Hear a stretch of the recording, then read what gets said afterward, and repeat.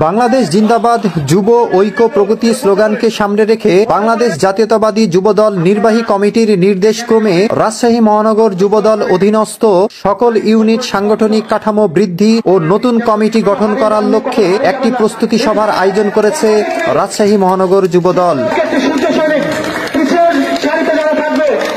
শুক্রবার রাজশাহী ভুবন বহন পার্কে বিকাল ৩টা ৩০ প্রস্তুতি সভায় যুবদল কেন্দ্রীয় কমিটির রাজশাহী বিভাগীয় সহসভাপতি ও রাজশাহী মহানগর যুবদলের আহ্বায়ক মাহফুজুর রহমান রিটনের সভাপতিত্বে নগরীর সিনিয়র যুগ্ম আহ্বায়ক শরীফুল ইসলাম জনি, যুগ্ম আহ্বায়ক সালাউদ্দিন বিপ্লব, যুগ্ম আহ্বায়ক নাজির, কামরুজ্জামান মিলন সহ মহানগর যুবদলের অন্যান্য নেতাকর্মীরাও উপস্থিত ছিলেন। প্রস্তুতি সভায় সার্বিক পরিচালনায় ছিলেন নগরীর যুবদলের সদস্য সচিব রফিকুল ইসলাম রবি, সঞ্চালনায় ছিলেন দপ্তর সম্পাদক শফিক মাহমুদ তন্ময়। এ সময় নগরীর বিভিন্ন থানা এবং ওয়ার্ডের নেতাকর্মীদের মিছিল নিয়ে এই প্রস্তুতি সভায় দলে দলে যোগ দিতে দেখা যায়। প্রস্তুতি সভায় মিছিলের স্লোগানে মুখরিত হয়ে ওঠে গোটা ভুবন মোহন পার্ক।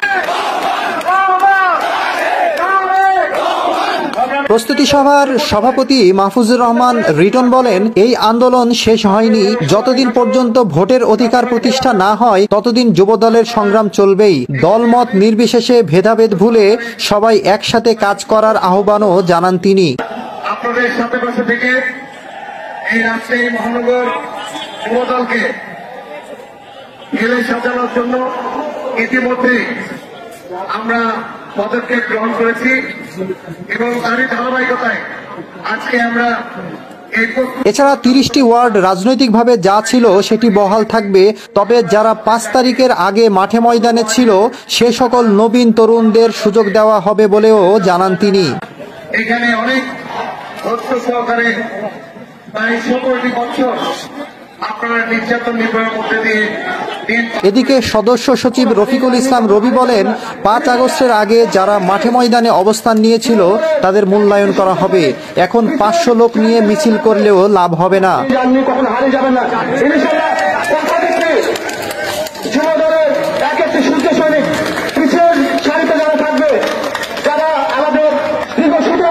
তাদের সুবিধার্থে মহানগর যুবদল পূর্ব পশ্চিম অঞ্চল গঠন করার পরিকল্পনা করছেন বলেও জানান তিনি। মাহবুব হুসাইন, তরুণ মাঝি, TMTV, রাজশাহী।